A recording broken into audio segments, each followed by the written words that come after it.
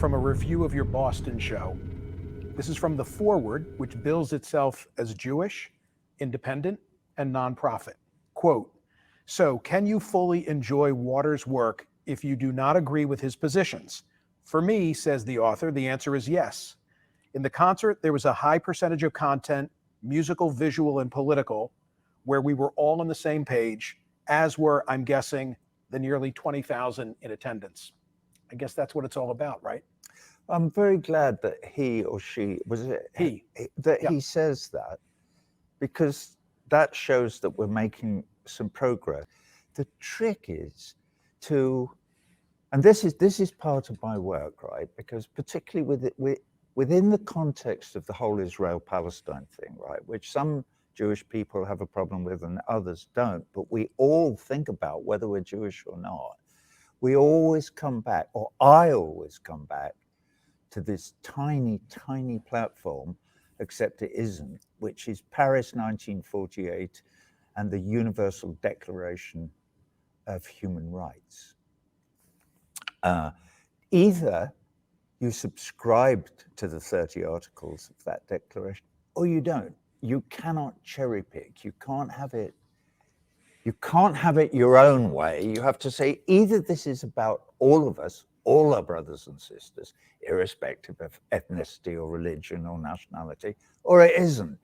But you can't cherry pick. You can't say, well, we deserve human rights, but they don't. That is called being supremacist.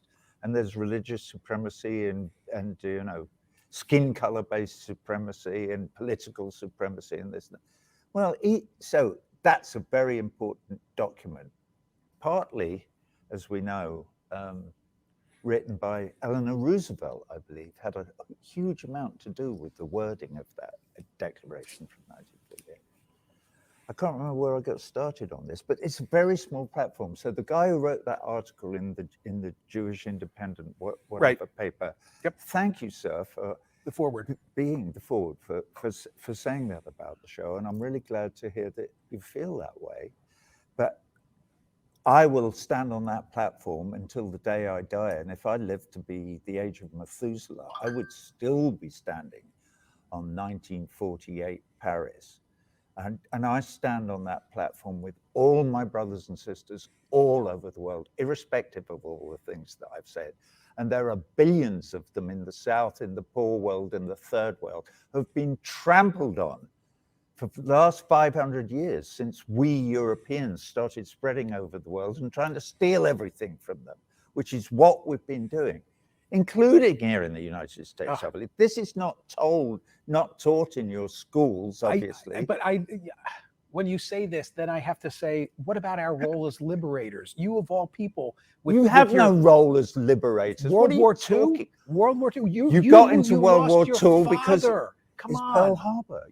Pearl Harbor. You were completely isolationist until that sad, that devastating. I would argue we were always going to get in, and that pushed us in. But thank God the United States got in, right? You lost your father in World War II. Thank God the United States. But thank God the Russians had already won the bloody war almost by then. Don't forget that 23 million Russians died protecting you and me from the Nazi menace. Hey, and you would think the Russians would have learned their lesson from war and wouldn't have invaded Ukraine. Well, you with all your reading, I would suggest you, Michael, that you go away and read a bit more and then try and figure out what the United States would do if the Chinese were putting nuclear-armed missiles into Mexico and Canada.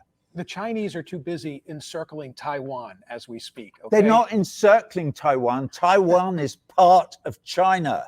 And that's been absolutely accepted by the whole of the international community since 1948.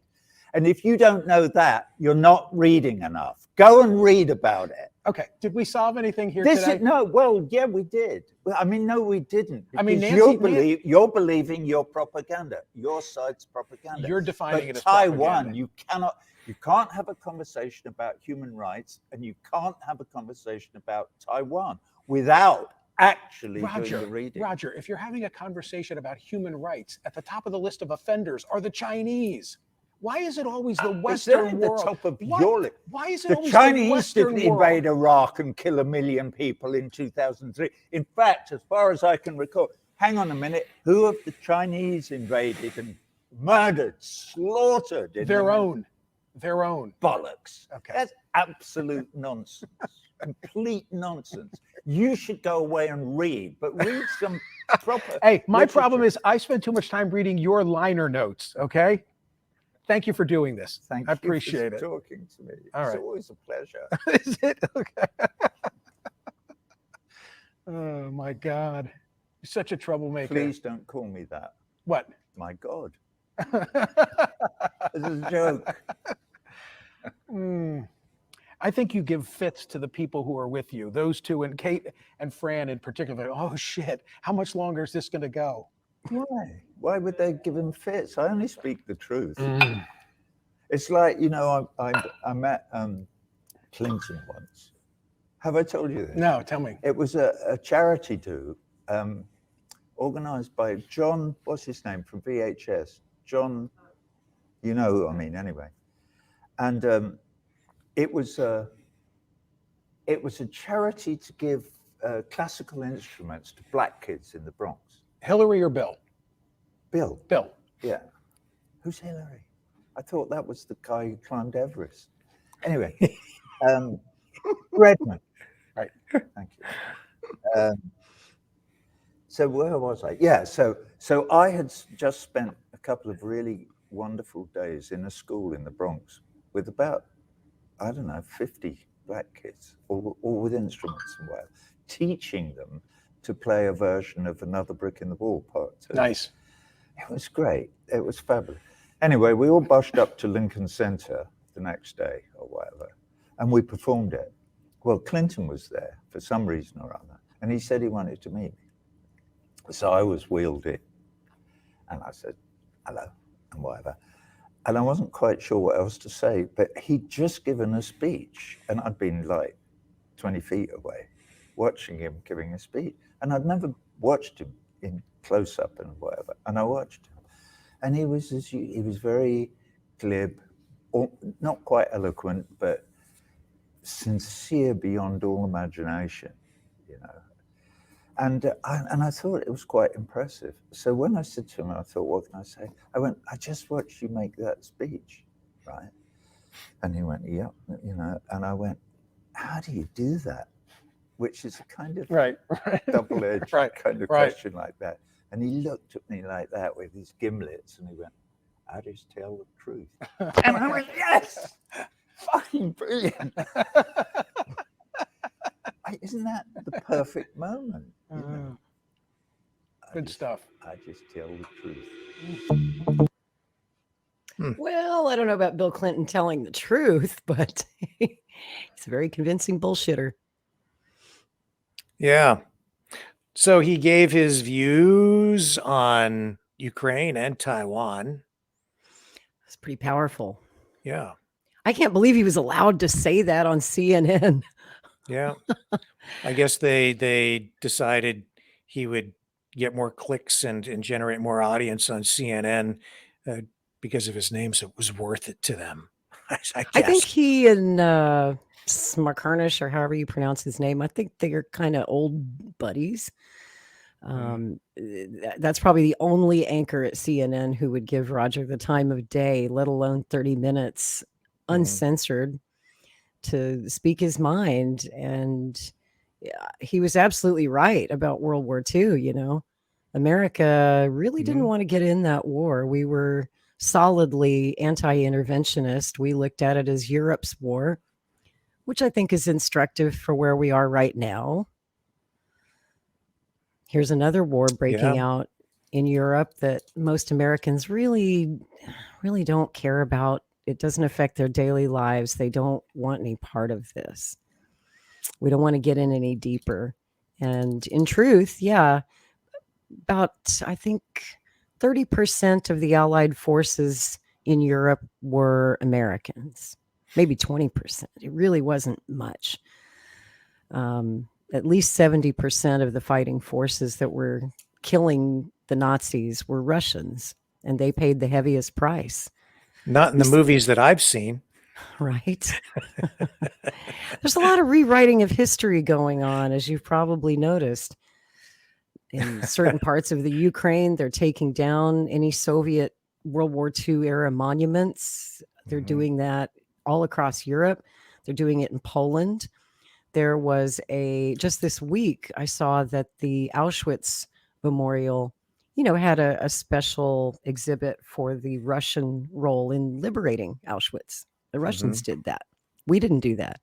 The Russians did that.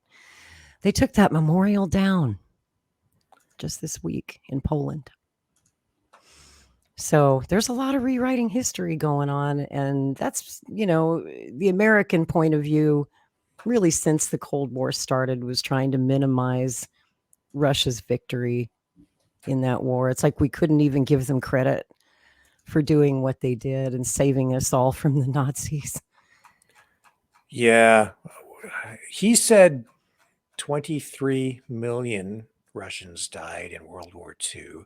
I thought it was 27 million. You're correct. That was a conservative estimate. We'll never really know. The number is somewhere between, I've heard 20 million, as high as 27 million. I tend to believe the 27 million number. But nonetheless, that's far more than died in the Holocaust. And their sacrifice really isn't recognized like it should be. And some thanks they got, because before the war was even over, Churchill was dreaming up Operation Unthinkable. Do you know what that is? No, I don't know what Unthinkable is. A lot of us don't know because we weren't taught in school. The documents weren't declassified until the late 90s. But Winston Churchill was plotting with Nazis to go after Russia before the war was even over. This was before Yalta. He was already making plans to get in bed with the Nazis to go after Russia. And he always felt that communism was the bigger threat than fascism. But was that I think it was Putin said this in a recent interview, that at least, when the Russians invaded a country, they left when they were done, unlike the United States. Because once the Americans get to your shores, we never leave. We don't know how to take a hint. Ask the people of Iraq. They've been trying to get us out for years. You talk about Nazis, and it's just my opinion, but I think there are still Nazis among us, and I think they've been living in the shadows and pulling strings behind the scenes, and I think they have today a sort of an alliance with communists, and people just don't recognize what is going on. They don't understand it because they don't recognize it, because it's taken on a bit of a different form these days, whether it's the World Economic Forum or other globalist forces. I just think that they're woven into the fabric of all of that. And you're They've been seeing living that among us for a long time. Yeah. Like people think, oh, we defeated the Nazis in World War II. Not really. No, we did, but the Nazis didn't go away. There have always been Nazis around. Not only that, many years later, we found out that the American CIA was working with the Vatican to get fake passports and new identities for a lot of these top Nazis to help them avoid being prosecuted at Nuremberg.